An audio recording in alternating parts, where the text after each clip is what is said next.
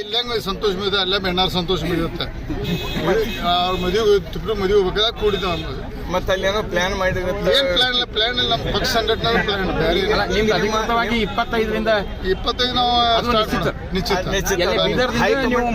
ಏನ್ ನಮ್ಮ committee decision ಇದ್ರ ಬಿದರ್ ಸ್ಟಾರ್ಟ್ ಮಾಡಿ ಒಂದನೇದಾಗ ಬೆಳಗಾಂ ಸೆಕೆಂಡ್ ಹಂತದ ಯಾವಾಗ ಮಾಡ್ಕೊಂಡು ಅವಾಗ ನಿರ್ಣಯ.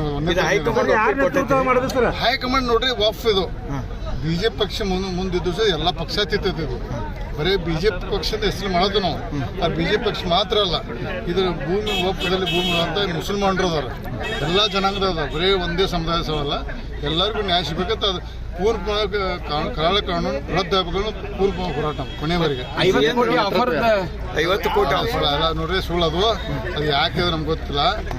ನಾವು ಮೊದಲೇದಾಗಿ ನಿಜ ಹೇಳ್ಬೇಕಾದ್ರೆ ನಾವು ಯಾರು ಭಾರತೀಯ ಜನತಾ ಪಕ್ಷ ಕಾಂಗ್ರೆಸ್ ಪಕ್ಷ ಕೆಡಬೇಕು ಅನ್ನೋ ಉದ್ದೇಶ ಯಾವುದೂ ಇಲ್ಲ.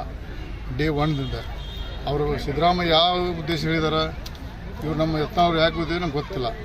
ಮೊದಲೇದಾಗಿ ಮುಂಚಿನ ನಾವು ಇರಬೇಕಾಯ್ತು, ನಾನೇ ಇಲ್ಲ, ಆಗ ಅವು ಪ್ರಶ್ನೆ ಇಲ್ಲ, ಸುಳ್ಳು.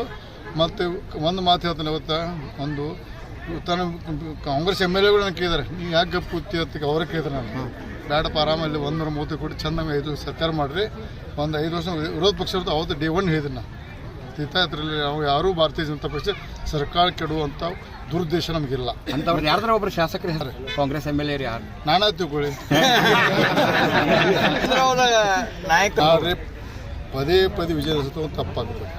ಹೇಳಿದ ಗಂಭೀರ ಹೇಳಿದೆ, ಪದೇ ಪದೇ ನನಗೂ ಚಲೋದಲ್ಲ, ಅವನಿಗೂ ಚಲೋ ಅಲ್ಲ. ದಯವಿಟ್ಟು ಕೇಳ್ಬಿಟ್ಟು ಥ್ಯಾಂಕ್ ಯು. ಪಕ್ಷ